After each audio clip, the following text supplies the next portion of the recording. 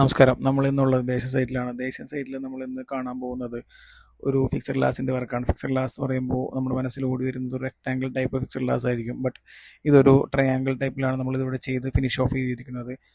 4 മുള്ളിയൻ വെച്ച് സെപ്പറേഷൻ കാര്യങ്ങളെല്ലാം ചെയ്ത് ഒരു 3 ബ്ലോക്കിൽ ഗ്ലാസും ദെൻ 2 സ്റ്റോഡിൽ അലൂമിനിയം ഫിക്സഡ് ലൂവേഴ്സുമാണ് നമ്മൾ ചെയ്തിരിക്കുന്നത്.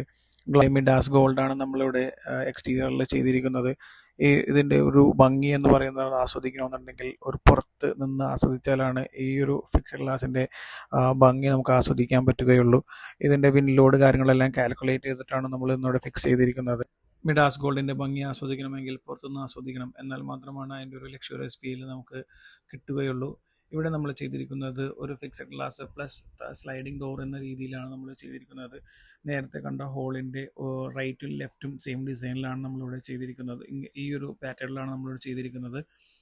ഓക്കെ, നമ്മൾ ലോവേഴ്സ് കാര്യങ്ങളെല്ലാം ഉള്ളത് കൊണ്ട് എയർ പാസേജ് കാര്യങ്ങളെല്ലാം നമുക്ക് ഹാളിൻ്റെ അകത്ത് ലഭിക്കുകയും ഗ്ലാസിൻ്റെ സ്പെക്ക് കാര്യങ്ങളെല്ലാം മിഡാസ് ഗോൾഡ് ആയതുകൊണ്ട് തന്നെ നമുക്ക് അതിനകത്ത് കൂളിംഗ് കാര്യങ്ങളെല്ലാം കിട്ടുകയും ചെയ്യുന്നു. അതായത് ഹീറ്റ് റെസിസ്റ്റൻ്റ് ആയിട്ട് നമുക്ക് അകത്ത് ഇരിക്കാൻ പറ്റും എന്നുള്ളതാണ് ഈ ഒരു ഗ്ലാസിൻ്റെ പ്രത്യേകത.